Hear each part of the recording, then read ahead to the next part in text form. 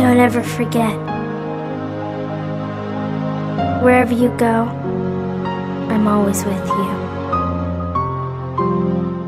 Kingdom Hearts was a huge part of my childhood. I played the game when I was 7, and as cheesy as this may sound, this game will actually teach you about friendship. The way the characters interact with each other is the straight up definition of endearing. There's so much wholesomeness between the main cast of characters and everyone you meet on this incredible journey that you will feel emotionally invested until the credits roll. Kingdom Hearts is the reason that I want to work in video games. My dream is to work for Kingdom Hearts and Square Enix as a community manager. Being able to work for a game that I love would make me nothing but happy. That's how strongly I feel about this game. So I figured the best way to get myself out there was to show you my passion for this game series. So here's why I love Kingdom Hearts. So after a deeply emotional opening cutscene that will leave you looking like this,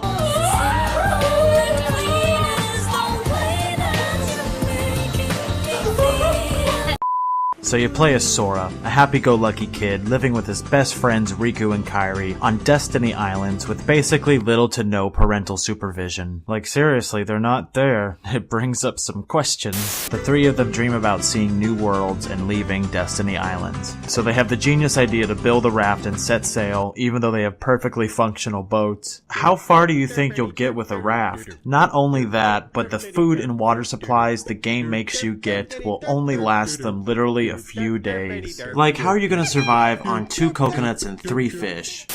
I'm Bear Grylls, and I'm gonna show you what it takes to get out alive from some of the most dangerous places on Earth. Gotta make it through a series of challenges in the sort of places you wouldn't last a day without the right survival skills.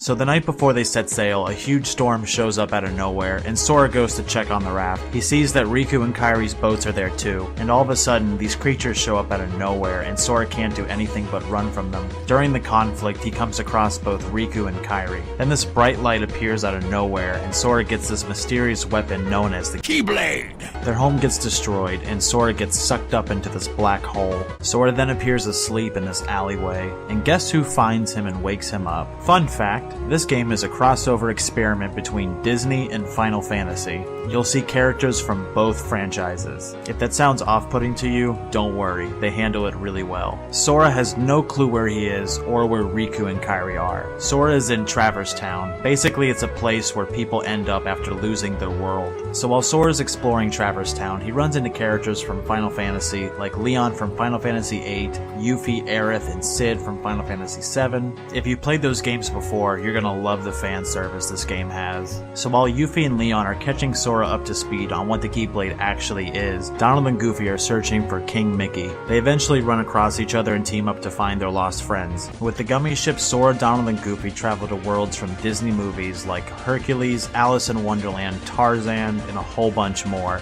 all in search of Riku, Kairi, and King Mickey. The story gets really emotional towards the end. There's a few cutscenes where you're gonna question if this is a kid's game or not, and the ending is gonna make you want to pick up the next game in the series immediately. So the battle system in this game is really easy to understand for newcomers. Hit everything with your key. Everything. I'm making salad!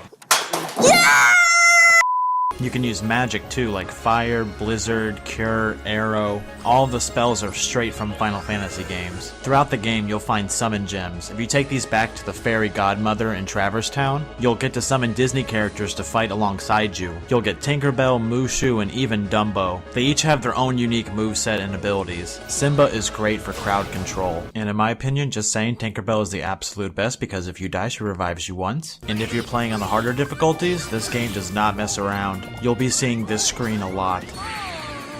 They ask you how you are, you just have to say that you're fine when you're not really fine, but you just can't get into it because they would never understand.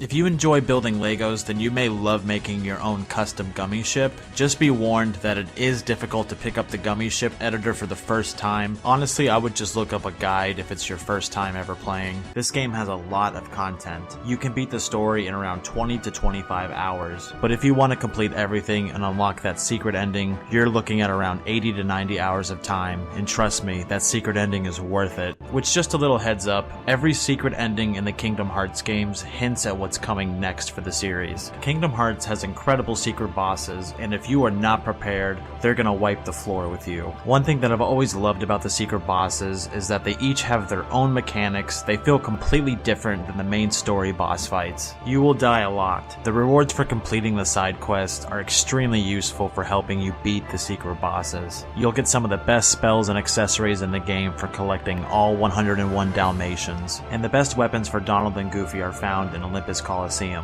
Sora's ultimate weapon is synthesized from the Moogle shop in Traverse Town. The 100-acre wood has no enemies, and it's just a world dedicated to minigames, which is a nice relaxing change of pace.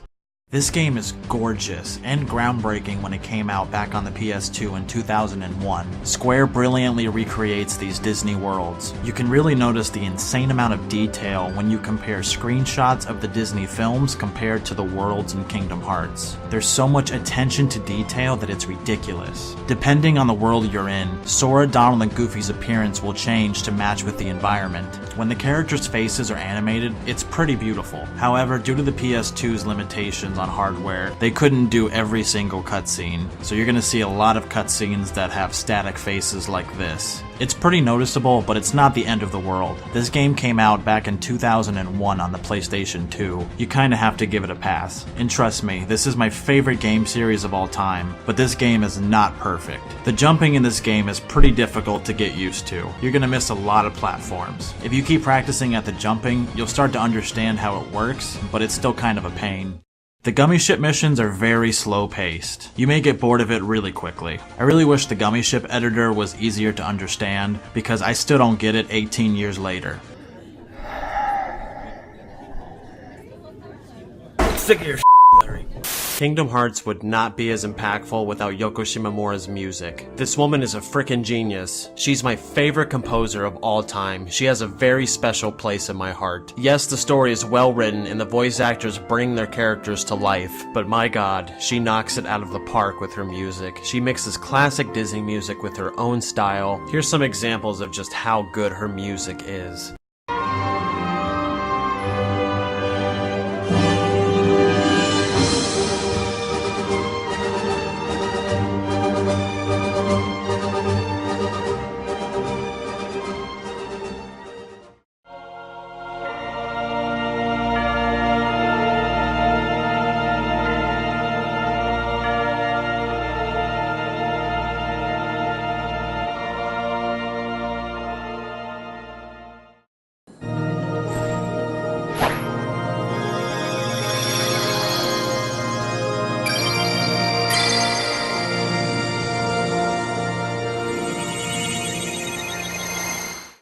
So she actually graduated from Osaka College of Music in 1988. And after school, she got a job at Capcom where she composed over 16 of their games, most notably Street Fighter II. From 1993 until 2002, she worked for Square on several games like Super Mario RPG, Legend of the Seven Stars, and she also did some work on Legend of Mana, but Kingdom Hearts is what she's known for. The theme song for Kingdom Hearts, Simple and Clean, is composed by J-pop superstar Utada Hikaru. She was born in New York City in 1983. She wrote music and lyrics when she was very young. She traveled to Tokyo often because of her father's job as a record producer. She was recognized as the most influential artist of the decade by the Japan Times. Simple and Clean perfectly conveys the tone that Kingdom Hearts is going for. It just hits you right in the feels.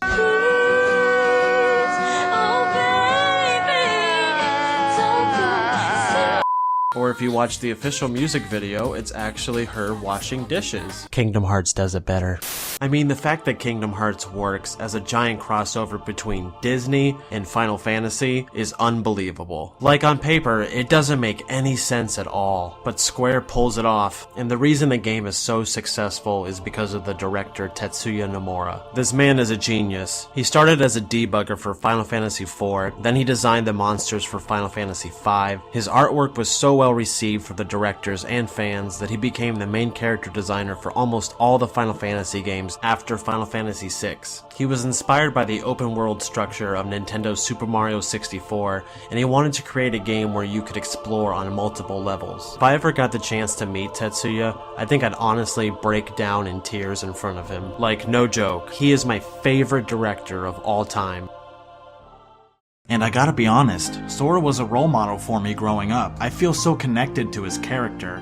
He's just a lighthearted kid that wants the best for the people around him. He's brave, he's kind, he's also kind of an idiot. I wanted to be like him. I relate to him a lot. He's always been a warm-hearted and down-to-earth character, and every time I hear this cutscene, I always get chills.